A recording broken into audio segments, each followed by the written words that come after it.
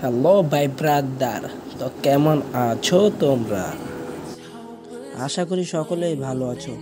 তোমরা সবাই জানো যে রিসেন্টলি আজকে দুপুরে নতুন করে আপডেট আসছে, এই কারণে কাস্টমে আনলিমিটেড গ্লোয়াল শো করতেছে না, বা আগের সেটিংয়ে আনলিমিটেড গ্লোয়াল অপশন চালু করলে সেই গ্লোয়াল অপশনটাও চালু হচ্ছে না। তো এই বিষয় নিয়ে আমাদের এই ভিডিওটা আজকে তো চালু করা যাক।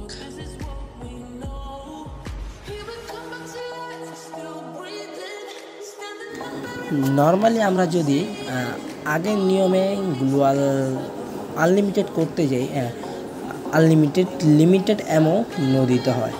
তো এখানে আমাদের কাজ হলো ওই যে 2 নাম্বার যে অপশানটা আছে, মাত্র যেটা থেকে নো দিলাম, ওই অপশানটা চালু করে নিবা। ঠিক তোমার হাতের বাম পাশে 2 নাম্বারটা, ঠিক আছে? তো আমরা এটা সত্যি ওয়ার্ক করে কিনা এটা দেখার জন্য একটা প্লেয়ার ডাক দিয়ে নিব।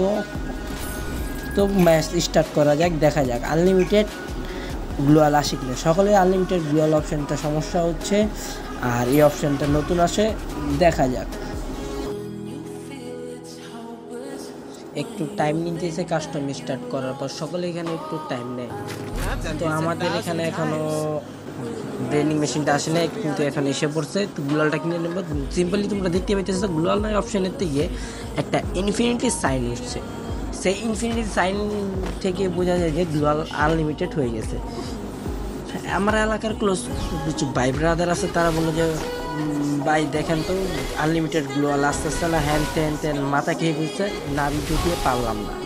তো দেখতেই পারতেছে যে ঠিক আগের মতোই আমরা আনলিমিটেড গ্লোয়াল চালাইতে পারতেছি, আনলিমিটেড গ্লোয়াল শো করতে পারতেছি। নর্মালি আমার গেম প্লে করার কোনো ইচ্ছেই ছিল না, তাই জন্য তেমন কোনো সেটিং মেটিং করি নাই। সিম্পলি তোমাদেরকে দেখানোর জন্য আর কি আজকের এই ভিডিও তৈরি করা। অন্য কোনো সময় কাস্টম গেম প্লে ভিডিও দেওয়া যাবে। আর যদি আমার কোথাও ভুল হয়ে থাকে ক্ষমা করে দিবেন। আর ভিডিওটা ভালো লাগলে একটা লাইক, একটা ফলো, অবশ্যই একটা শেয়ার করে দিবেন। তো ধন্যবাদ, বাই বাই।